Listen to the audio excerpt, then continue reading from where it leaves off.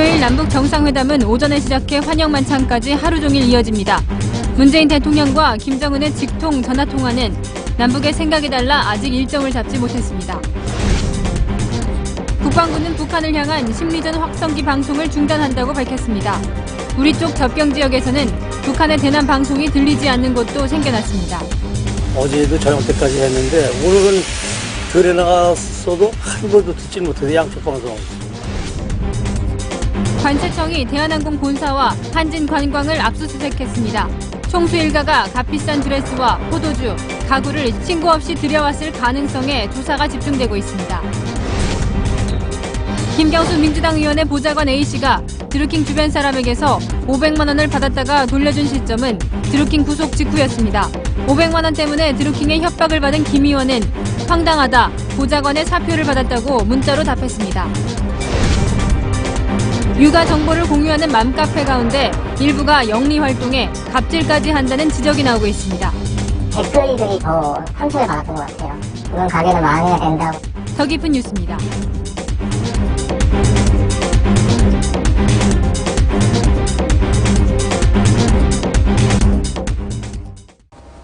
여러분 안녕하십니까? 남북 정상회담이 금요일 오전에 시작됩니다. 대한민국 땅을 처음 밟는 김정은 위원장을 위해 문재인 대통령은 환영식과 만찬을 제공하기로 했습니다. 수요일에는 예행 연습까지 진행하는데 남북이 함께합니다. 첫 소식 최재원 기자입니다. 문재인 대통령과 김정은 국무위원장이 27일 오전 판문점에서 만나 악수하면서 2018 남북 정상회담은 시작됩니다. 북한은 김정은 위원장의 방남 모습을 생중계할 수 있도록 우리 취재진이 판문점 북측 지역으로 넘어가는 것을 허용했습니다. 김 위원장이 걸어서 군사 분계선을 넘을 가능성이 높아졌다는 얘기입니다. 문 대통령은 김 위원장을 위해 공식 환영식과 만찬도 준비합니다. 공식 환영식, 정상회담, 환영 만찬을 진행하는 등 남북 정상회담 주요 일정을 합의했습니다. 김대중, 노무현 전 대통령은 평양을 방문했을 당시 인민군 의장대 사열을 받았습니다. 청와대도 김 위원장에게 예우를 갖추기 위해 국군 의장대 사열을 검토 중입니다. 환영 만찬에는 김정숙 여사와 리설주도 나란히 참석할 것으로 예상됩니다. 남북은 모레 판문점에서 합동 리허설을 합니다. 김 위원장을 그림자처럼 수행하는 김창선 국무위원회 부장이 북한 선발대를 이끌고 방문할 예정입니다. 채널A 뉴스 최재원입니다. 문재인 대통령과 김정은이 수화기만 들면 통화할 수 있는 직통전화, 이른바 핫라인이 지난주 개통됐었죠. 우리는 합의한 대로 정상회담 전에 먼저 통화하자고 했지만 북한은 어떤 이유에서인지 미루자고 했습니다. 강지혜 기자가 보도합니다. 정상 간 핫라인을 설치하기로 하였으며 제3차 남북 정상회담 이전에 첫 통화를 실시키로 하였습니다. 문재인 대통령과 김정은 위원장의 첫 전화 통화가 당초 계획과 달리 정상회담 이후로 늦춰질 가능성이 제기됐습니다. 청와대 핵심 관계자는 첫 통화 시점이 아직 합의되지 않았다면서 회담 이전이 될지 이후가 될지 미정이라고 밝혔습니다. 북한은 남북 정상의 첫 통화인 만큼 실질적인 대화가 오갈 수 있도록 정상회담 이후 통화를 주장한 것으로 전해졌습니다. 반면 청와대는 정상회담 전 통화를 주장해왔습니다. 하지만 북측과 조율하면서 정상회담 이후 통화도 나쁘지 않다는 의견이 나오고 있어 결과가 주목됩니다. 남북은 실무회담 채널과는 별도로 국정원 등을 통해 첫 통화 날짜를 조율하고 있는 것으로 알려졌습니다. 채널A 뉴스 강지혜입니다. 우리 군은 오늘 새벽부터 확성기로 하는 대북 심리전을 전격 중단했습니다. 평화 분위기 조성을 위해서라고 군은 설명했습니다.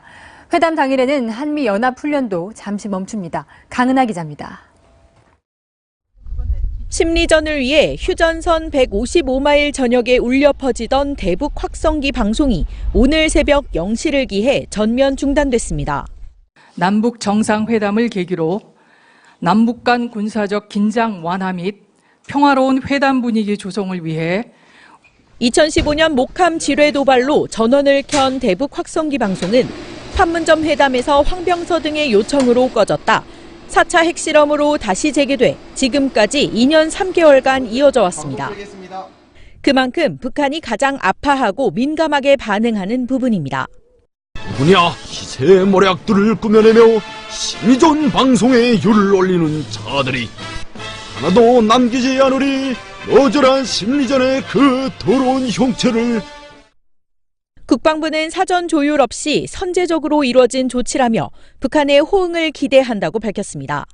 군은 오늘부터 한미 연합훈련의 하나인 지휘부 컴퓨터 시뮬레이션 키 리졸브 훈련을 시작했는데 남북 정상회담 당일인 금요일엔 잠시 훈련을 멈춥니다.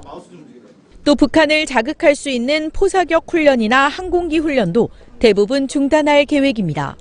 채널A 뉴스 강은하입니다. 북한의 알턴이 대북 확성기 방송, 이 대북 심리전이 중단되자 북한도 기다렸다는 듯이 새벽부터 대남 방송을 멈췄습니다. 사전 조율 가능성도 거론되는데요. 최선 기자가 접경 지역에 다녀왔습니다.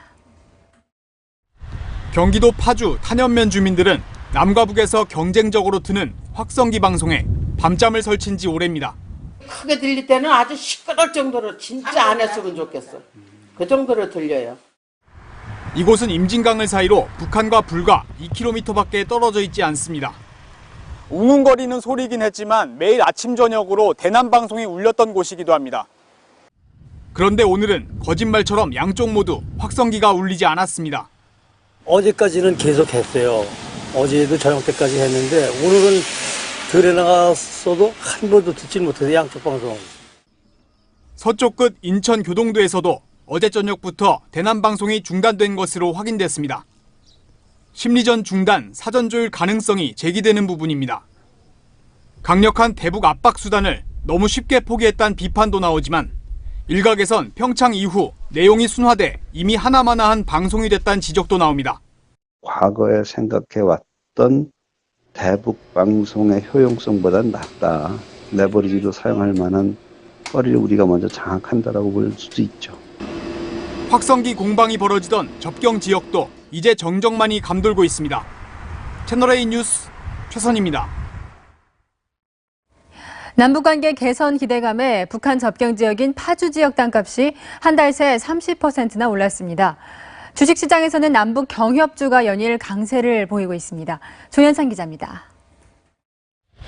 북한 접경 지역인 경기 파주시 마정리 일대입니다. 한적한 농촌지대인 이곳에 투자자들의 발걸음이 이어지고 있습니다. 남북관계 개선의 기대감이 투자로 이어지는 것입니다. 민간 출입이 통제되고 개발도 어려운 곳인데도 불구하고 이 파주 민통선 내의 군내면 경우 한 달 새 거래량이 4배나 늘었습니다. 또 다른 민통선 지역 진동면과 장단면에서도 예년 대비 토지 거래량이 2배 이상 많아졌습니다. 이 일대 땅값은 참여정부 시절 정점을 찍었다 천안함 폭침 등으로 남북관계가 크게 경색된 보수정권 10년 동안 절반 수준으로 하락했습니다. 올해 초 발표된 전국 공시지가에는 파주의 땅값 누적 상승률이 0.5%로 전국 최하위권을 기록하기도 했습니다. 동계올림픽 전과 후에서 지금까지 약 한 달 정도 되죠. 그 안에 한 30% 정도 올랐습니다. 그다지 문의가 별로 없었는데 3배 정도. 전문가들은 접경 지역 토지 시장은 남북 변수에 따라 큰 폭으로 출렁거리는 만큼 신중히 투자에 나설 것을 조언하고 있습니다. 이런 가운데 주식시장에서도 남북 경협 테마주가 연일 상승세를 이어가고 있습니다. 오늘 장중에는 현대건설이 직전 거래일 대비 7.94%, 남광토건이 16.22% 급등해 52주 신고가를 경신하기도 했습니다. 채널A 뉴스 조현선입니다. 본질은 북한의 비핵화입니다. 김정은이 핵을 숨김없이 신고할 것인지 그리고 여기에 깐깐하게 빠짐없이 사찰받느냐에 모든 것이 달렸습니다. 그런데 북한의 수상한 공장이 가동된다는 의문이 제기됐습니다. 원자로 건설이나 미사일 제조 때 쓰일 수 있는 곳입니다. 황아람 기자가 보도합니다. 미국의 싱크탱크 과학국제안보연구소가 지난 20일 공개한 사진입니다. 북한 평안북도 삭주군 청수 지역인데 빨간 지붕의 시설이 눈에 띕니다. 기존의 화력발전소를 개조해 순도 높은 흑연을 생산하는 공장을 세웠다는 의혹이 제기된 곳입니다. 지난 7년간의 위성 사진을 통해 건설 과정이 고스란히 확인됐습니다. 데이비드 올브라이트 소장은 북한이 흑연 생산을 위해 장비를 계속 사들여왔고 첨단 흑연 생산 기술을 전수받고자 중국에 과학자도 파견했다고 말했습니다. 북한산 흑연을 해외로 판매하기 위해 마케팅용 소책자를 배포한 사실도 밝혔습니다. 해당 시설이 흑연 공장임을 뒷받침해주는 정황들입니다. 미국 내에서는 북한의 진정성을 우려하는 목소리가 여전히 높습니다. 실제 지난 2008년 6월 북한은 영변 원자로 냉각탑을 폭파했지만 몇 년 뒤 슬그머니 재가동했던 전력이 있습니다. 6차례 핵실험으로 사실상 용도 폐기된 시설을 이용한 기만전술이 아니냐는 지적이 나옵니다. 이런 가운데 오늘 오전 길주군에서는 또다시 지진이 발생했습니다. 지난해 9월 마지막 핵실험 이후 9번째 자연지진으로 집계됐습니다. 채널A 뉴스 황아람입니다. 핵과 경제 발전을 함께 추구한다는 이른바 김정은의 핵경제 병진 노선. 북한이 이틀 전 병진 노선을 버린다. 그리고 경제에만 집중한다고 발표했습니다. 대체로 우리는 환영했죠. 하지만 트럼프 대통령은 낙관하지 못했습니다. 잘 안 풀릴 수도 있다는 표현까지 썼습니다. 박정훈 특파원이 보도합니다. 플로리다에서 주말을 보내고 비행기에 오르는 트럼프 대통령에게 질문이 쏟아집니다.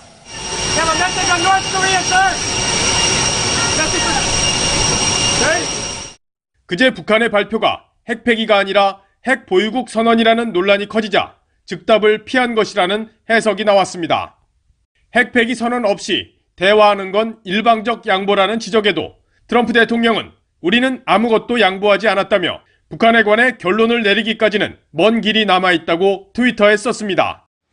그러면서 어쩌면 일이 잘 해결될 수도 있고 어쩌면 안 그럴 수도 있다고 덧붙였습니다. 낙관론을 펴오던 백악관에서도 신중한 기류가 감지됩니다. I would tell you that one is an agreement to stop testing, which is something North Korea has not done before. We also, though, have cautious optimism. 북미 간 물밑 조율 내용을 소상히 알지 못하는 언론과 조야에서는 여전히 북한에 대한 의구심을 거두지 않고 있습니다. 북한이 핵을 협상용으로 쓰려는 상황에서 트럼프 대통령이 너무 앞서간다는 지적이 나오자 백악관이 속도 조절에 나서고 있다는 분석이 나오고 있습니다. 워싱턴에서 채널A 뉴스 박정훈입니다.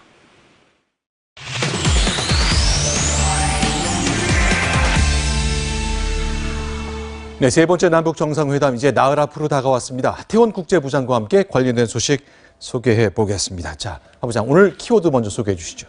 네, 초대형 외교 이벤트가 예정돼 있지 않습니까? 네. 남북한은 물론 미국도 승부수를 던지는 그런 분위기입니다. 네. 자, 이런 선제 조치라는 키워드로 한반도를 아주 뜨겁게 달구고 있는 외교전의 이면을 한번 짚어보겠습니다. 자, 그러니까 선제조 저도 뭐 좀 언뜻 떠오르는 게 있긴 있습니다만 네. 과연 어떤 것들을 연결해 봤을 때 의미가 생기는지 한번 소개를 해 주시죠. 네, 일단 김정은부터 좀 봐야 될 것 같은데요. 김정은이 지난주 토요일 날 전격 공개된 성명을 통해서 ICBM을 중단하겠다. 그리고 풍계리 핵실험장을 폐기하겠다. 이런 얘기를 했잖아요. 이건 역시 많은 사람들이 생각하지 못했던 그런 선제 카드였다고 볼 수 있습니다. 자, 비핵화가 언급됐는지 여부를 두고 논란이 아직 많지만 적어도 미국의 그 상응하는 조치나 보상을 요구할 수 있는 그런 카드는 될 것 같습니다. 자, 그러자 문재인 대통령 사흘 만에 자, 대북 확성기 방송 중단이라는 그런 카드를 가지고 왔습니다. 자, 대북 확성기는 강력한 대북 심리전 효과를 발휘했고 실제로 오청성 병사가 판문점을 통해 귀순하는 그런 데 영향을 미쳤던 것으로 알려지지 않았습니까? 네. 한반도 평화 정착을 위해서는 군사적 긴장 완화가 시급한 만큼 선제적인 조치를 취한 것 같습니다. 그렇다면 트럼프 미국 대통령은 뭘 했었죠? 가만히 있어보자. 뭐가 있었나요? 네, 트럼프 대통령 잘 생각하면 되겠는데 네. 자, 폼페이오 방북. 그렇죠. 이게 어쩌면 신의 한 수가 됐을지도 모르겠습니다. 네. 자, 선제 조치였는데요. 비핵화 의지를 신복을 통해 직접 확인해보는 전격 작전을 펼친 것 역시 어떤 선제 작전이었다고 볼 수 있겠습니다. 그러니까 트럼프 대통령이 자신의 복심을 평양에 몰래 보냈습니다. 네. 자, 분위기가 어땠는지 파악이 잘 안 됐었는데 외신의 일부 보도가 됐죠. 그렇습니다. 일단 지난달 31일부터 네. 2박 3일간 폼페이오가 다녀왔다. 이런 내용이 알려졌고요. 네. 김영철 통전부장 등이 동석했는데 자, 폼페이오를 만났는데 김정은이 이렇게 얘기했다고 합니다. 자, 내 배짱과 이렇게 맞는 사람 처음이다. 이렇게 얘기했다는데 네. 마음에 좀 들긴 들었다고 생각할 수 있겠는데요. 또한 네. 완전한 핵폐기 의사를 표명했다. 이런 이야기를 김정은이 표명했다는 거고 주한미군 철수 요구는 알려진 대로 하지 않은 것으로 그렇게 알려졌습니다.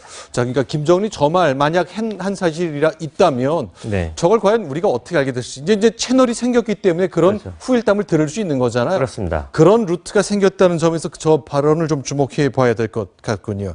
자, 그런데 대북 심리전 우리 없앴잖아요. 네. 일시적으로 중단한 겁니다. 결국 북한이 약속을 지켜야 되는 숙제가 있는 건데 네. 앞으로는 그럼 우리는 어떻게 되는 거예요?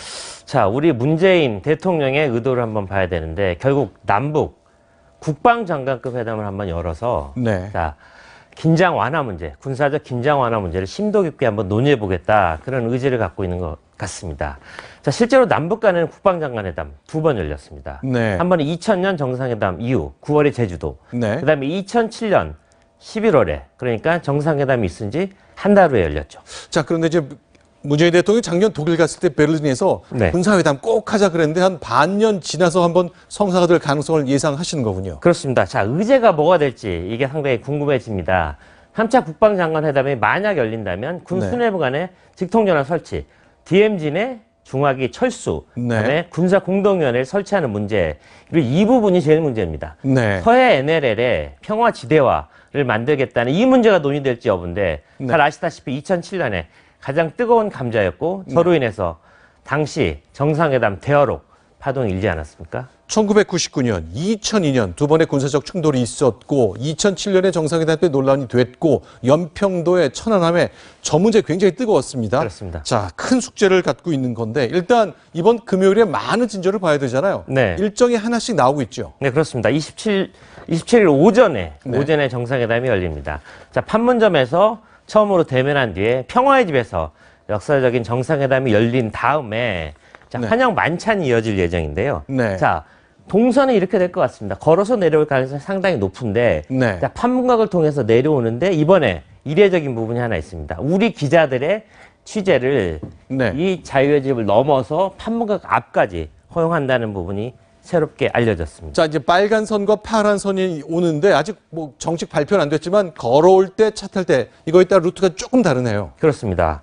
자, 그리고요 또 한 가지 네. 이례적인 부분이 하나 있는데 자, 오찬 일정에 대한 발표가 없었습니다. 만찬은 그렇죠. 한다고 했습니다. 네. 오찬 일정이 없는데 자, 2000년과 2007년 역시 공동 선언문을 작성하던 그날은 같이 밥을 먹지 않았거든요. 네. 자, 그렇지만 이번 회담은 당일치기 회담이 될 거고요. 이례적으로 퍼스트 레이디 이설주 여사가 동석하지 않겠습니까? 그렇기 때문에 오찬 일정, 깜짝 일정으로 치러질 가능성도 있다고 보겠습니다. 그러고 보니까 오전에 시작한다, 환영 만찬을 한다고 했지만 점심밥을 어떻게 할지 오늘 발표가 없었네요. 네. 알겠습니다. 깜짝 4인 오찬 회동 예상해 주셨습니다. 자, 하태원 국제부장과 함께했습니다. 고맙습니다. 오늘 관세청이 조양호 대한항공 회장 일가의 관세 탈루 의혹과 관련해 대한항공에 대한 추가 압수수색을 했습니다. 그제 1차 압수수색에서 관세 탈루 의혹이 있는 고가의 명품들을 다수 확인했기 때문인데요. 관세청은 조만간 조 회장 일가를 소환 조사할 것으로 보입니다. 박지혜 기자입니다. 관세청의 2차 압수수색은 방화동 대한항공 전산센터, 소공동 한진관광 사무실 등 5곳에서 진행됐습니다. 그제 조양호 회장 자택 등 3곳을 1차 압수수색한 뒤 이틀 만입니다. 전산 기록 두루 전반을 이제 확보하는 차원이겠죠. 조현민 씨 메인으로 삼는 사무실, 출퇴근하는 사무실인가 봐요. 조 회장 일가의 5년치 신용카드 내역을 분석해온 관세청은 그제 압수수색에서 신용카드 내역에는 있지만 관세 신고는 하지 않은 명품옷 등 고가의 물건들을 확인했습니다. 따라서 오늘 압수수색은 이런 탈세 의혹이 회사의 개입 아래 조직적이고 상습적으로 진행됐는지를 확인하기 위한 것입니다. 관세청은 대한항공 해외 지점들에 대해서도 조사를 검토 중에 있습니다. 관세청 조사가 속도를 내면서 조 회장 일가에 대한 소환 조사도 조만간 진행될 것으로 보입니다. 이와 함께 전현직 대한항공 직원들이 카카오톡에 개설한 대한항공 갑질 불법 비리 제보방에는 조 회장 일가의 관세 탈루라고 주장하는 많은 제보들이 쏟아지고 있습니다. 관세청은 이 가운데 구체적인 제보들을 확인하고 있습니다. 채널A 뉴스 박재입니다. 조양호 회장 일가 중 물벼락 갑질 의혹을 받고 있는 조현민 대한항공 전무는 경찰에 피의자로 소환돼 조사를 받게 됐습니다. 조 전무의 어머니, 이명희 이루재단 이사장의 갑질 의혹도 경찰의 내사 대상입니다. 전혜정 기자입니다. 조현민 대한항공 전무가 이번 주 피의자 신분으로 경찰의 조사를 받습니다. 조 전무가 광고 대행사 직원에게 물컵을 던졌는지 여부가 핵심 쟁점입니다. 이 경우 피해자가 원치 않아도 처벌 가능한 특수폭행 혐의가 적용될 수 있어서입니다. 소환 시점은 경찰이 조 전무 휴대전화 등 압수물 분석을 마치는 시점이 될 것으로 보입니다. 경찰은 조 전무의 어머니 이명희 이루재단 이사장의 갑질 의혹도 내사에 들어갔습니다. 이 이사장은 지난 2013년 자택 리모델링 공사 때 작업자에게 폭언을 하고 폭행했다는 의혹을 받고 있습니다. 피해자 진술을 들어봐야지 알 수 있으니까 내사를 한 거죠. 조사 받아가지고 상습적으로 나와서 보고도 해서. 경찰은 이 이사장이 지난 2014년 계열사 호텔에서 자신을 몰라본 직원이 회사를 그만두게 했다는 주장도 확인하고 있습니다.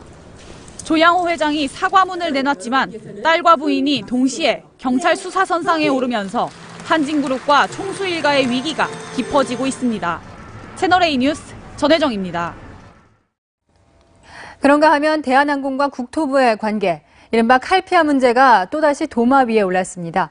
4년 전 땅콩 회항 때도 크게 이슈화됐었는데 문제는 대한항공과 국토부의 유착을 쉽게 풀 수 없다는 겁니다. 김현지 기자입니다. 4년 전 땅콩 회항 사건 당시 국토교통부는 대한항공에 대해 봐주기 수사를 한 국토부 소속 공무원 8명을 자체 징계했습니다. 조사관 김모 씨는 대한항공의 조사 내용을 누설한 혐의로 구속까지 됐습니다.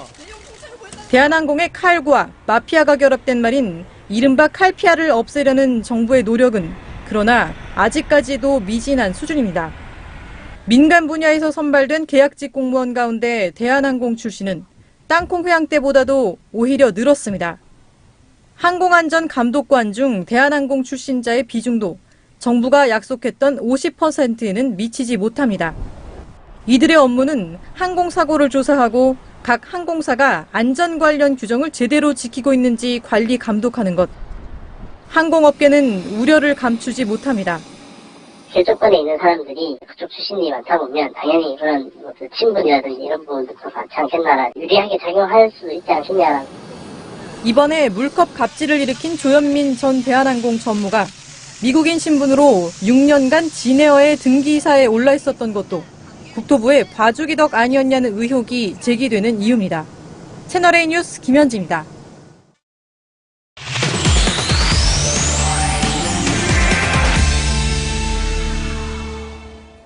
네, 대한항공을 둘러싼 전방위 논란, 경제부 심정숙 차장과 뉴스 분석으로 다뤄보겠습니다.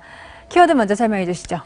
네, 이 총수 일가 둘째 딸의 물벼락 사건이 도화선이 된 이번 대한항공 갑질 논란. 내부 직원들은 물론 공권력, 정치권까지 등을 돌리면서 사면 초가에 빠진 형국입니다. 대한항공 총수 일가 얘기를 짚어보겠습니다. 네, 사면 초가다. 결국은 이 대한항공 총수 일가의 도덕성 때문에 이런 창사일의 최대 위기를 맞게 된 건가요? 그렇습니다. 이 주한미군 물자 수송으로 돈을 번 조중훈 전 회장, 지금 고인이 됐는데요. 1969년 정부에서 대한항공 공사를 인수해서 키운 것이 지금의 대한항공이 됐습니다. 아시아나항공 같은 경쟁자들이 나타나기 전까지는 독점 영업을 하면서 급성장을 했는데요. 당시 모습을 잠깐 영상으로 보겠습니다. 세계를 나르는 칼기가 서울과 미국 로스앤젤레스를 잇는 태평양 횡단 노선에 처음으로 귀항했습니다. 대한항공은 태평양 횡단 노선의 귀항을 위해 모잉 707 최신 제트역의 길을 갖추었습니다. 자, 이렇게 반세기 동안 성장한 그룹이 경영 성과가 나빠서가 아니라 조양호 총수 일가 세 자녀들의 도덕성 때문에 창립 이래 최대의 위기를 맞고 있는 그런 어이없는 상황인 겁니다. 네, 이런 총수 일가의 도덕성 문제, 무엇보다도 이 내부 대한항공 직원들이 갑질에 대해서 적극적으로 제보하고 있다고요? 그렇습니다. 조양호 회장 일가 퇴진을 목표로 총수 일가의 비리를 제보하자, 공유하자 이렇게 만들어진 그 전현직 대한항공 직원들의 그 오픈 채팅방이 있습니다. 보시는 것처럼 칼 화물기를 이용해서 비싼 가구를 들여왔다. 또 조현민 전무가 사규를 위반하고 저런 비싼 차들을 탔다. 그다음에 뭐 조현태 사장 같은 경우에는 그 화물기를 가지고 가구를 들여왔다. 이런 여러 가지 의혹들이 제보를 통해서 지금 계속 쏟아지고 있는 상황입니다. 네, 조양호 회장도 안간 힘을 쓰고 있는 것 같은데 어제 대국민 사과를 했는데 오늘은 준법위원회라는 기구를 만들었다고요. 그렇습니다. 모든 것이 제 잘못이다 이러면서 딸들을 사퇴시킨 조양호 회장. 어제 대국민 사과문에서 밝힌 대로 그룹 내에 준법위원회를 오늘 만들었습니다. 위원장에는 모경준 전 헌법재판관을 위촉했는데요. 오늘 점심때 두 사람이 직접 만났다고 합니다. 조 회장이 그 목 전 재판관에게 요청을 했고 수락을 했다고 하는데 제가 지금 상황이 굉장히 안 좋은데 어떻게 수락을 했는지 직접 통화를 해봤습니다. 제가 그 통화한 내용에 따르면 목 전 재판관 같은 경우에는 적법 경영을 하겠다고 해서 거절하기가 어려운 자리였다. 그러나 과거 일에는 다시 말해서 지금 수사 중인 이런 사안에 대해서는 관여하지 않고 앞으로 미래 경영에 대해서만 조언을 하겠다고 했습니다. 네, 이 지금 사면초가다 제가 이렇게 얘기를 했는데 네. 내부 제보에 이어서 경찰, 관세청 그리고 국토교통부까지 나섰다고요 지금.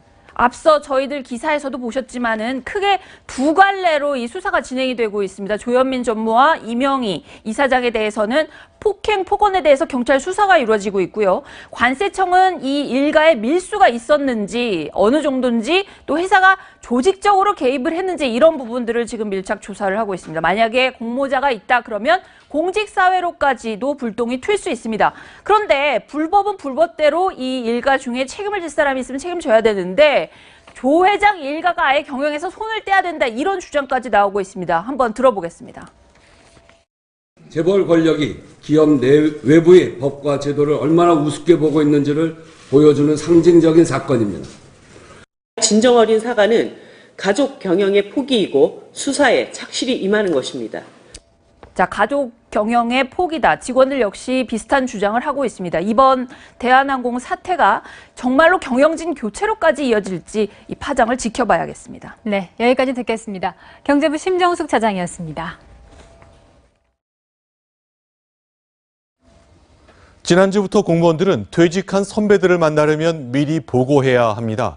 로펌이나 협회 혹은 기업으로 간 선배들의 로비 가능성을 줄이기 위한 겁니다. 김태영 기자가 보도합니다. 지난 17일부터 시행된 새 공무원 행동 강령입니다. 민관 기관에 대한 협찬 요구나 인사청탁 금지 등 9개 규정이 신설됐습니다.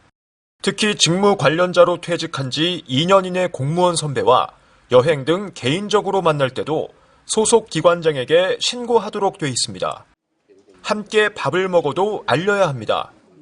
퇴직 공무원이 전액 부담하는 경우에는 사전 사후에 꼭 신고를 하도록 이렇게 규정하고 있습니다. 부당한 청탁 등을 막기 위해서입니다. 하지만 개인의 사생활까지 하나하나 간섭하는 건 과도한 것 아니냐는 불만부터 나옵니다. 모두 업무로 인한 청탁이나 잠재적인 범죄 대상으로 취급하는 것은 좀 과도한 규정 아닌가. 사람과 사람 사이를 차단하는 것 같은 그런 기분이어서 이런 세상 참 그렇기는 합니다. 반기는 목소리도 있습니다. 퇴직 공무원 선배들이 식사 자리 등에서 이것저것 적지 않은 부탁을 해왔는데 이런 부담을 아예 피할 수 있게 됐다는 겁니다. 행동 강령이 있다고 하면 오히려 핑계라고 할까요? 오히려 저희들 공무원 입장으로서는 굉장히 조금 편하게 피해 갈 수 있죠.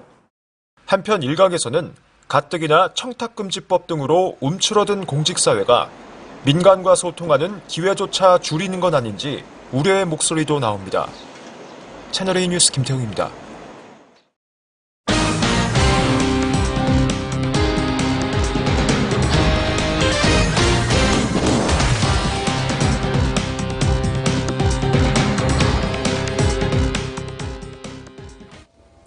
네, 지금부터는 드루킹이라는 진보 블로거가 했던 네이버 댓글 조작 관련 소식을 소개하겠습니다. 민주당 김경수 의원의 옛 보좌관은 드루킹 쪽에서 받은 돈 500만 원을 돌려주었다고 했죠. 경찰은 그 돌려준 시점이 올 3월 드루킹이 구속된 바로 다음 날이라고 설명했습니다. 이동재 기자입니다. 경찰은 최근 경제적 공진화 모임 회원인 김모 씨를 소환했습니다. 김 씨는 경찰 조사에서 지난해 9월 더불어민주당 김경수 의원의 한모 전 보좌관에게 500만 원을 빌려줬다고 진술했습니다. 그리고는 지난달 26일 500만 원을 돌려받았다고 말했습니다. 경공모를 운영하는 드루킹 김모 씨가 구속된 지 하루 뒤에 한 전 보좌관이 500만 원을 돌려준 겁니다. 인터넷 필명이 성원인 김 씨는 인터넷 댓글 추천수 조작 사건으로 구속된 드루킹 김모 씨의 핵심 인물로 분류됩니다. 드루킹 씨의 그 언급을 통해서 이렇게 우리 회원들 분 중에는 그런 분들도 많이 계신다. 그분이 좀 대표적이었지. 이런 가운데 드루킹은 자신의 인사청탁이 무산되자 지난달 김 의원에게 협박성 메시지를 2차례 보냈습니다. 그러자 김 의원은 황당하다, 확인해보겠다고 밝힌 뒤 보좌관의 사표를 받았다는 답장을 했습니다. 경찰은 이와 관련해 금전거래의 대가성 여부 등을 확인하기 위해 한 전 보좌관을 소환할 예정입니다. 이런 가운데 경찰은 인터넷 필명 파로스로 활동하며 경공모의 회계를 담당했던 김모 씨를 여론조작을 공모했을 가능성이 크다고 보고 피의자로 전환할 방침입니다. 채널A 뉴스 이동재입니다.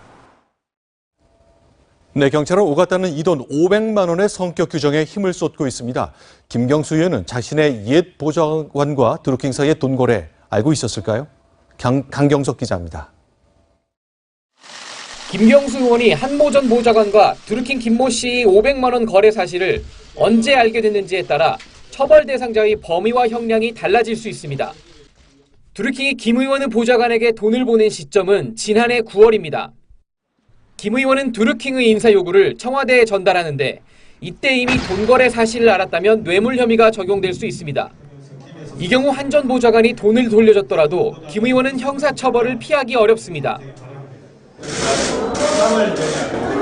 제가 아까서 경찰 조사를 통해서 확인되는 게 맞다. 김 의원의 주장대로 돈 거래 사실을 몰랐다면 뇌물 혐의를 적용하기 어렵습니다. 한 전 보좌관에겐 인사청탁을 알선해주고 금품을 받은 혐의가 적용될 수 있습니다. 한 전 보좌관이 드루킹으로부터 단순히 돈을 빌렸다가 갚았다면 법적으로 문제가 되지 않습니다. 경찰은 한 전 보좌관이 드루킹 구속 하루 뒤인 지난달 26일 돈을 돌려준 점에 비춰볼 때 사적 거래가 아닐 가능성에도 주목하고 있습니다. 채널A 뉴스 강경석입니다. 네, 정치권에서는 야 3당이 함께 특별검사 법안을 냈습니다. 정부 여당의 그동안 우호적이었던 민주평화당까지 돌아섰습니다. 이로써 특검 찬성은 국회에 과반을 넘기게 됐습니다. 김도영 기자입니다.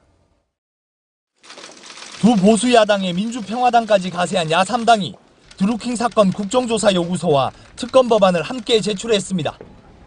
야 3당 대표와 원내대표들이 손을 맞잡고 특검 공조를 합의한 결과입니다. 공동으로 특검법을 발의하기로 합의했다. 포털 및 여론조사 등의 제도 개선에 힘을 합치기로 했다. 특검이 수용되면 국회를 정상화한다. 특히 그동안 정부 여당 정책에 우호적이던 민주평화당이 대여 공세에 가세하면서 정부 여당이 정상회담을 열기에 편승해서 어물쩍 넘어가려 한다면 민주평화당은 결코 좌시하지 않을 것입니다. 드루킹 사건 특검 도입 찬성이 164표, 반대가 129표 나올 것이라는 관측이 나옵니다.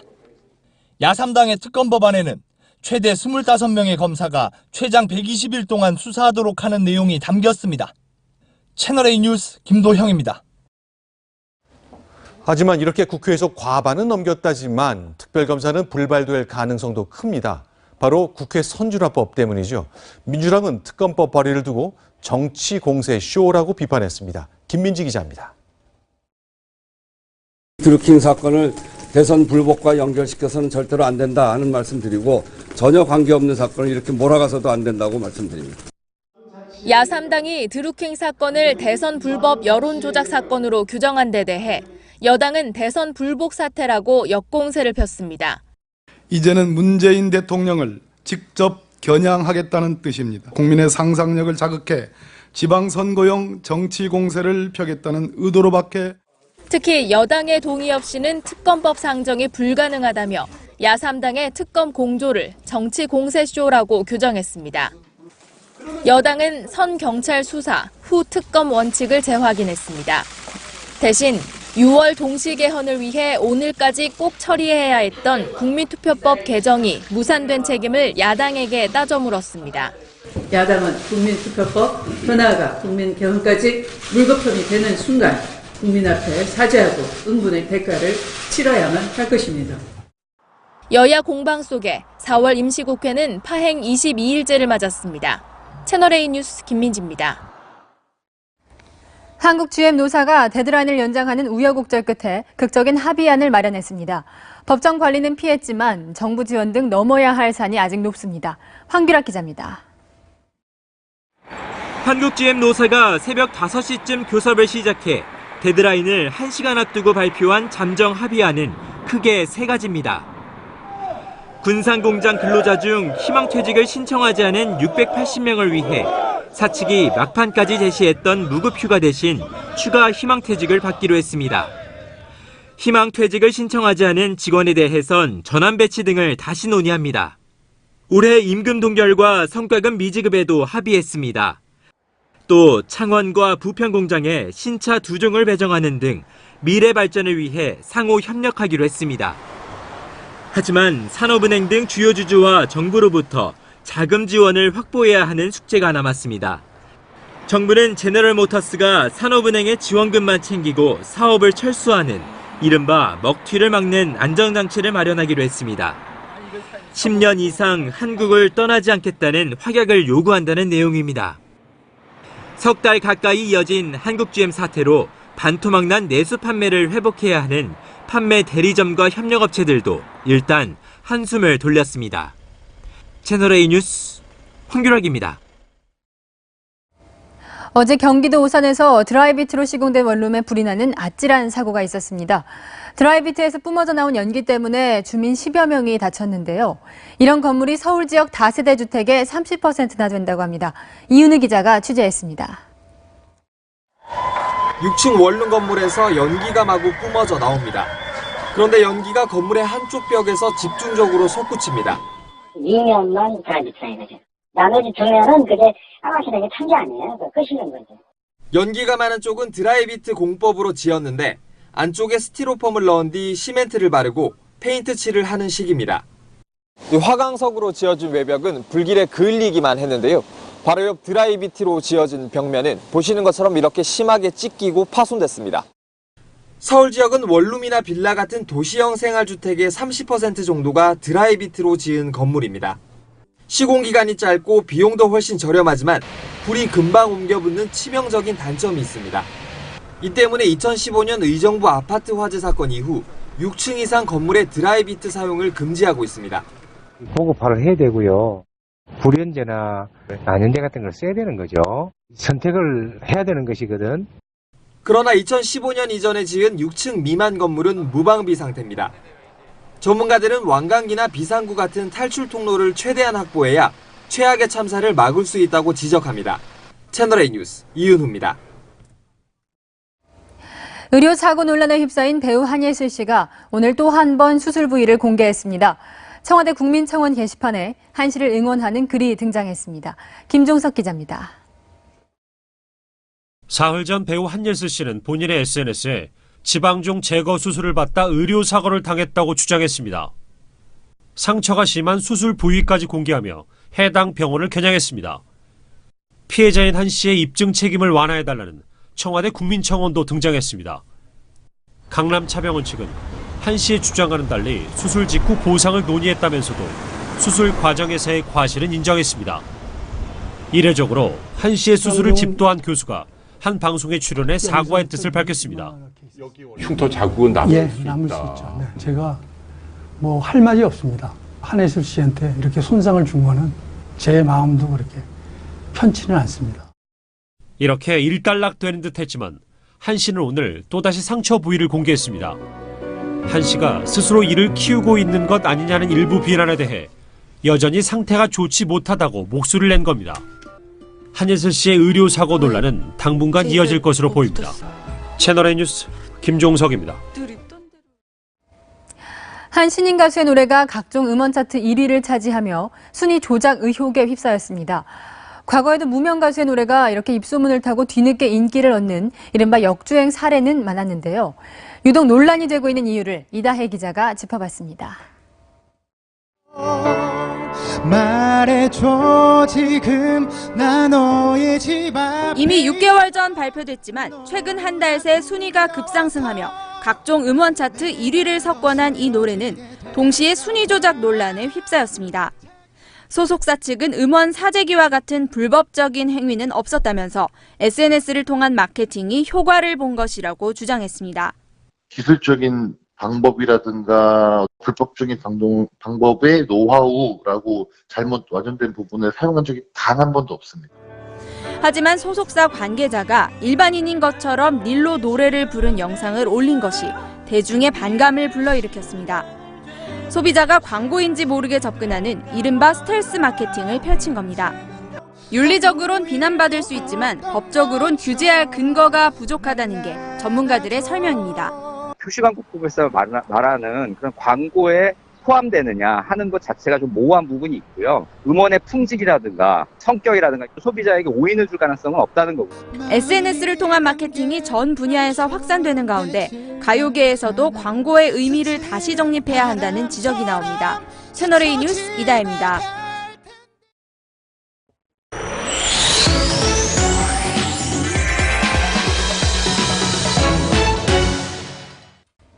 오늘 뉴스터치는 고등어탕에서 발견된 농약 이야기로 시작합니다. 경북 포항시 호미곶에 있는 마을 공동 작업장입니다. 사흘 전 이 주방에 있는 솥에서는 고등어탕 20인분이 있었는데요. 마을 축제 날에 함께 나눠 먹으려고 마을 주민들이 끓여놓은 겁니다. 그런데 아침 일찍 온 주민이 이상한 냄새가 나서 맛을 봤는데 곧바로 구토하고 쓰러졌습니다. 알고 보니 고등어탕에는 농약이 들어있었습니다. 물을 버리니까 나쁜 냄새가 진하게 났고 맛을 본 사람은 봤고 손가락을 여기에 넣어서 보니까 가액수 묻어나오더라고요. 그래서 그때부터 농약이다 이러고. 다행히 고등어탕을 많이 삼키지는 않아서 주민은 큰 변을 피했습니다. 경찰은 CCTV 분석을 통해 전 부녀 회장 69살 이모 씨를 긴급 체포했습니다. 새벽에 혼자 주방으로 들어가는 모습이 찍혔던 건데요. 이 씨는 농약을 작은 병에 담아와 냄비에 부었습니다. 지난 3년간 부녀 회장을 지낸 이 씨는 주민들과 계속 갈등을 겪었고 이 때문에 한 달 전에 사퇴한 걸로 드러났습니다. 하고 또 새로운 집행부가 형성이 되면은 자기한테 와가지고 뭐 그동 고생도 하야하고 음식도 좀 물어오라고 이런 어떤 좀 그런 게 좀 있어야 되는데 그런 게 좀 없었다. 그렇게 많이 소외 당하는 어떤 섭섭한 기분. 지난 2015년 상주, 2016년에는 청송에서도 비슷한 사건이 있었고 결국 인명피해로 이어졌습니다. 이후 농약 제조업체는 비슷한 사고를 막기 위해 농약에 악취 성분을 넣고 있는데요. 이 덕분에 포항에서도 더 큰 사고로 이어지지는 않았습니다. 다음 소식은 의문의 트럭에서 발견된 반려견 이야기입니다. 그제밤 11시쯤 제주시 오라동에 있는 마을회관 근처입니다. 트럭 짐칸에는 개 2마리가 이렇게 작은 철장에 갇혀 있었는데요. 급히 구조에 나선 동물보호단체는 주인이 있는지 확인해 봅니다. 있어요. 2마리 모두 몸속에는 개 주인의 신원 정보를 알 수 있는 칩이 있었는데요. 알고 보니 열흘 전에 도난 신고가 들어온 반려견이었습니다. 그런데 트럭에선 전기 배터리와 함께 올무, 심지어 흉기까지 발견됐는데요. 다름 아닌 개장수 트럭이었습니다. 일반 그냥 개를 좋아하는 사람이 개를 방치하거나 학대한 것이 아니고 저희가 볼 때는 이렇게 상업적으로 개를 잡아서 도축을 하는 사람 같더라고요. 원래 주인은 개가 발견된 곳에서 약 13km 떨어진 곳에 사는 70대 남성이었는데요. 개 주인은 2주 전부터 집 근처에 기웃대는 사람이 있었는데 어느 날 보니 개가 사라져 있었다고 말했습니다. 경찰은 트럭 주인을 절도 혐의로 입건해서 정확한 경위를 조사하고 있습니다. 지금까지 뉴스터치였습니다.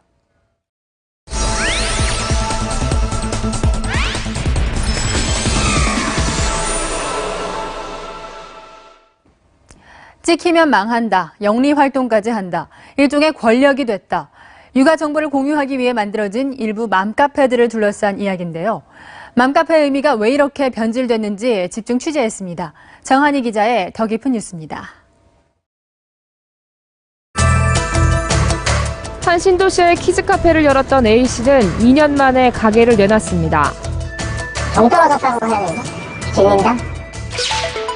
나무 장난감을 던지며 노는 아이를 말린 게 화근이었습니다. 아이 엄마는 도망치듯 업소를 나왔다는 후기를 지역 맘카페에 올렸습니다. 사장인 A씨가 아이를 너무 차갑게 대해 무안했다고도 썼습니다. 게시판은 순식간에 악성 댓글들로 도배됐습니다. 댓글들이 더 상처를 받았던 것 같아요. 그런 가게는 망해야 된다고. 키즈카페 할 인성이 아니다. 매출이 절반 가까이 폭락했지만 항의조차 할 수 없었습니다. 이거를 반박을 해야 되나? 와이프랑도 상황이 상의가 있었었는데 그냥 있는 게 나을 거다.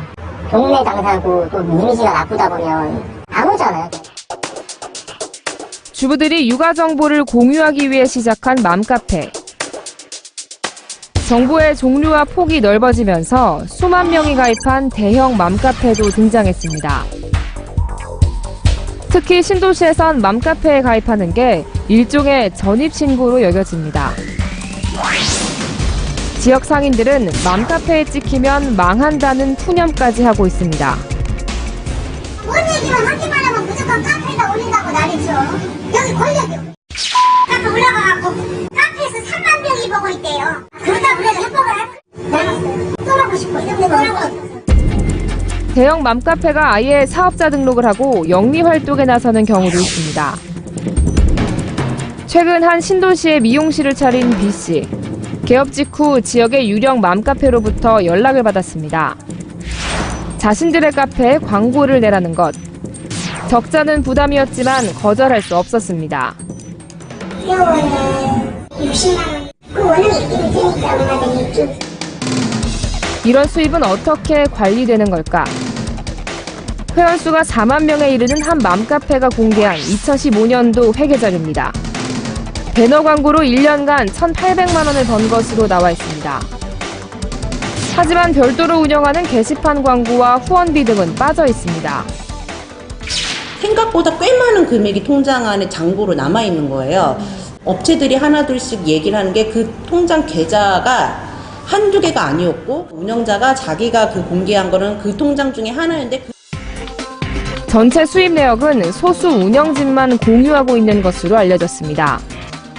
개인 사업자를 내고 자기가 뭐 우리한테 보좌할 이유도 없고 우리가 얘기할 권리도 없다라고 얘기를 했는데 맘카페에 게시된 각종 정보는 얼마나 믿을 수 있는 걸까? 포장 이사업체를 추천해달라는 질문에 특정 회사를 추천한 한 회원. 그런데 다른 지역의 맘카페에도 똑같은 회사를 추천했습니다. 이런 식으로 댓글을 똑같은 아이디를 가지고 또 다는 거예요. 이런 사람들이 거의 100%예요. 동네 엄마들만 가입할 수 있는 맘카페에서 어떻게 이런 일이 가능할까?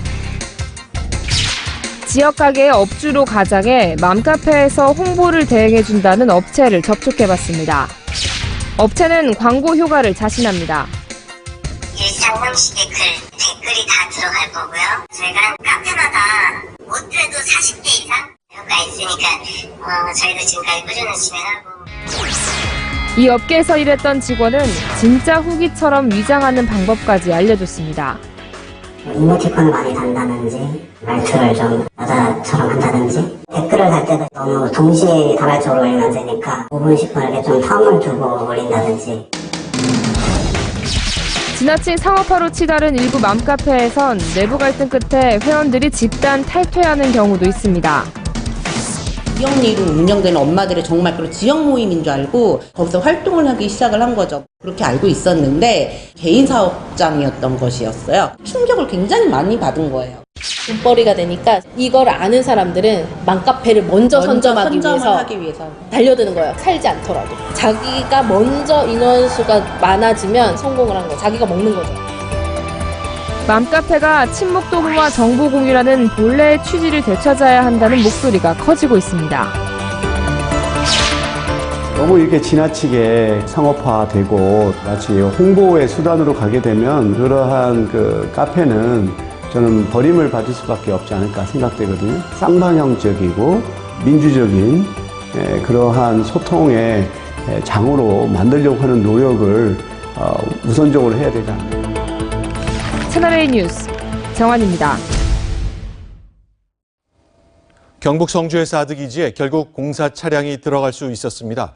하지만 경찰과 주민이 충돌했고 오늘도 그물망으로 몸을 엮으며 저항한 주민들이 다쳤습니다. 배유미 기자입니다. 큰일 나요. 밀지 마세요. 큰일 나요. 녹색 그물망을 몸에 감은 주민들과 사드 반대 단체 200여 명을 경찰이 한 명씩 빼냅니다. 곳곳에선 충돌이 빚어집니다. 오늘 오전 8시 10분쯤 경찰은 어젯밤부터 진박교에서 대치하던 시위대에 대한 강제 해산 작전을 시작했습니다. 이렇게 비가 오는데 무자비하게 경찰이 진압하는 사드를 철거해야 할 마당에 경찰 1,700명이 투입됐고 이 과정에서 주민 20여 명이 다쳐 일부는 병원으로 옮겨졌습니다. 지금 제 뒤로 보이는 다리가 사드 기지로 들어가는 유일한 길목인 진박교입니다. 진박교 위에 있던 주민과 반대단체 200여 명은 모두 강제 해산됐습니다. 경찰이 진박교 통로를 확보한 데는 3시간 반가량 걸렸습니다. 이후 부근에서 대기하던 군용 덤프트럭 14대 등 공사 차량 22대가 곧바로 기지로 진입했습니다. 국방부는 더 이상 사드 기지 내 장병들이 생활하는 숙소와 식당 등 개선 공사를 미룰 수 없다며 공사를 강행했습니다. 하지만 주민들과 반대단체는 남북 평화 분위기가 무르익고 있는 가운데 사드 기지 공사 강행은 이해할 수 없다고 반발했습니다. 사드 기지 공사는 앞으로 석 달간 진행될 예정이어서 추가 충돌 가능성도 배제할 수 없는 상황입니다. 채널A 뉴스 배유미입니다. 어제 북한에서 교통사고가 발생해 버스에 탔던 중국인 관광객 32명이 숨졌습니다. 황해북도였습니다. 중국인 관광객이 평양 밖에서도 이렇게 단체 관광을 많이 하고 있다는 걸 짐작할 수 있었습니다. 김설혜 기자가 보도합니다. 세찬 비가 쏟아지는 가운데 파란 버스가 바퀴를 드러낸 채 뒤집혀 있고 외부는 형체를 알아볼 수 없을 정도로 심하게 부서져 있습니다. 어제 저녁 북한 황해북도에서 중국인 관광객을 태운 버스가 전복되는 교통사고가 있었습니다. 接到朝方通报，当天晚上在朝鲜黄海北道发生一起严重交通事故，导致中国游客重大人员伤亡。 이 사고로 중국인 관광객 32명과 북한인 4명이 숨진 것으로 확인됐습니다. 이 밖에 2명의 중국인은 중상을 입은 것으로 알려졌습니다. 이에 중국 외교부는 사망한 동포와 북한인들의 애도를 표한다며 오늘 북한에 의료진을 파견했다고 밝혔습니다. 하지만 이번 사고의 발생 경위에 대해서는 아직 알려지지 않고 있습니다. 채널A 뉴스 김설혜입니다. 지난해 대선 때 더불어민주당 선거 캠프에 참여했던 한 인사가 벌금형을 선고받은 사실이 뒤늦게 확인됐습니다. 당내 경선 때 불법 선거인단을 모집한 혐의가 1심에서 유죄로 인정된 건데요. 무슨 일이 있었는지 신아람 기자가 보도합니다.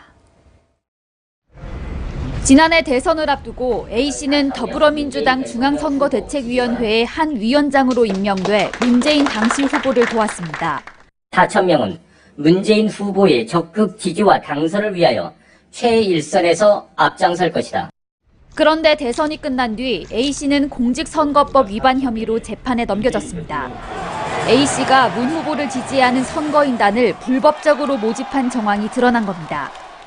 A씨는 자신이 이사장을 지낸 사단법인 회원 등 100여 명에게 전화해 문 후보를 지지하라고 부탁한 뒤 이들을 통해 선거인단 4,000명을 모집한 혐의가 포착됐습니다. 법원은 지난해 12월 A씨에게 벌금 200만 원을 선고했습니다.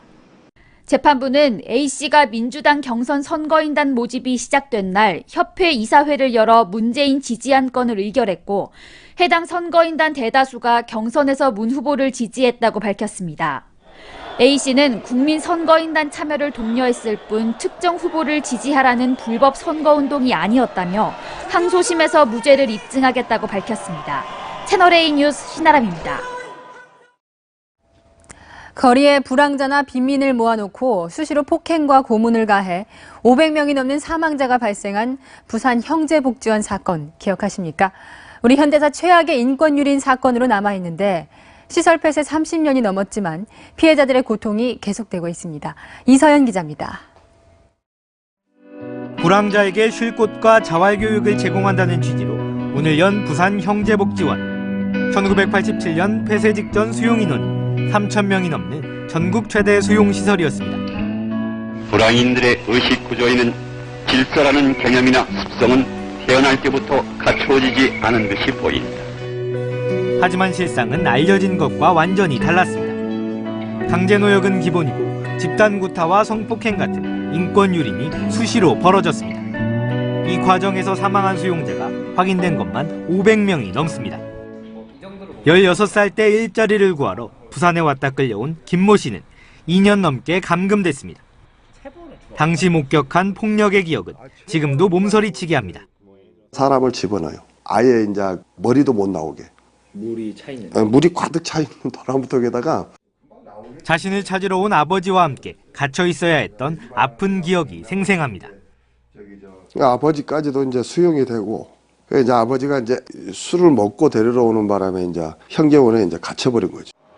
피해자들은 국회 앞에서 100일 넘게 진상규명을 요구하고 있습니다. 왜 나를 잡아갔느냐. 대한민국 민주국가잖아요. 난민 수용소보다도 더 못한 곳으로 집어넣는 거냐는 거죠. 운영 책임을 물어 복지원장이 재판에 넘겨졌지만 징역 2년 6개월형이 전부였습니다. 최근 형제복지원 관련 수사와 재판 과정을 재조사하기로 한 정부 결정이 피해자들의 상처를 치유할 수 있을지 주목됩니다. 채널A 뉴스 이서연입니다. 홈런은 야구의 꽃이지만 너무 많으면 오히려 더 문제입니다. 올해 국내 야구는 미국, 일본보다 3배나 더 많아 빨간불이 들어오고 있다는데요.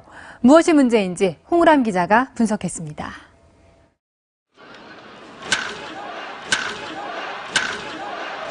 호쾌한 스윙이 그리는 대형 아치. 홈런은 프로야구의 최대 묘미입니다. 개막 한 달, 담장을 넘긴 공은 벌써 291개나 됩니다. 너무 많습니다. 경기당 2.38개 골로 지난해 같은 기간보다 40% 가까이 늘었습니다.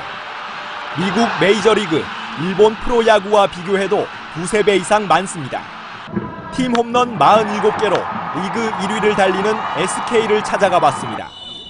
11개로 홈런 1위인 로맥은 대량 득점을 위해 장타자 위주로 타선을 구성한다는 점을 지적했습니다. I think that SK is focused on acquiring power hitters. 홈런이 가장 잘 나온다는 타구 각도는 30도 안팎. 이를 위해 아래에서 위로 올려치는 어퍼 스윙이 리그를 지배한 점도 홈런 풍년의 원인입니다. 선수들이 한 팀이 그렇게 되다 보면 좀 유행처럼 번지잖아요. 연습 방법이라든지 웨이트 트레이닝이라든지. 이런 추세로 이미 홈런을 30개 이상 뽑아낸 구단만 4곳입니다. 홈런을 막아낼 투수력이 약해져 생태계의 투타 균형이 무너진 점은 근본 원인으로 지적됩니다. 팬들의 가슴을 뻥 뚫어주는 홈런. 한국 프로야구가 풀어야 할 숙제가 됐습니다. 채널A 뉴스 홍우람입니다. 봄비와 봄바람이 이제 예전 같지가 않습니다. 빗줄기가 굵어지는가 하면 돌풍까지 몰아치는데요. 4월은 전 시간대보다는 빗줄기가 많이 약해졌고 지금은 제주도에만 강한 비가 쏟아지고 있습니다. 내일 아침에도 접이식 우산은 필수 준비물입니다. 밤사이 남부를 중심으로는 돌풍과 벼락을 동반한 요란한 비가 예상됩니다. 경남 해안과 제주 많은 곳은 100mm 이상, 제주 산지는 150mm 이상, 영동과 남부에는 10에서 50mm의 비가 더 오겠고요. 중부지방은 내일 오전까지 약하게 5에서 20mm의 비가 지속되겠습니다. 비는 내일 낮에는 대부분 그치겠습니다. 대기 중에 습도가 높아서 안개 끼는 곳이 많습니다. 가시거리가 짧으니까요. 조심해서 서행 운전하셔야겠습니다. 내일까지는 종일 싸늘합니다. 한낮에도 서울이 15도, 대구가 14도, 광주가 18도에 머물겠고요. 바람이 강해서 체감온도는 더 낮겠습니다. 당분간 대부분 해상에는 강풍과 높은 물결의 대비가 필요합니다. 내일도 전 해상에 물결이 3에서 4m로 높게 일겠습니다. 모레부터는 맑은 하늘 회복하겠고요. 기온도 다시 올라서 20도를 넘나드는 포근한 날씨가 예상됩니다. 빗길은 미끄러워서 제동거리가 짧습니다. 특히 야간 운전하신다면 더욱더 서행 운전하셔야 되겠고요. 주변을 더 잘 살펴주셔야겠습니다. 지금까지 광화문에서 채널A 뉴스 남혜정입니다. 청년에게 꿈과 희망을 채널A가 함께합니다. 시청해주셔서 감사합니다.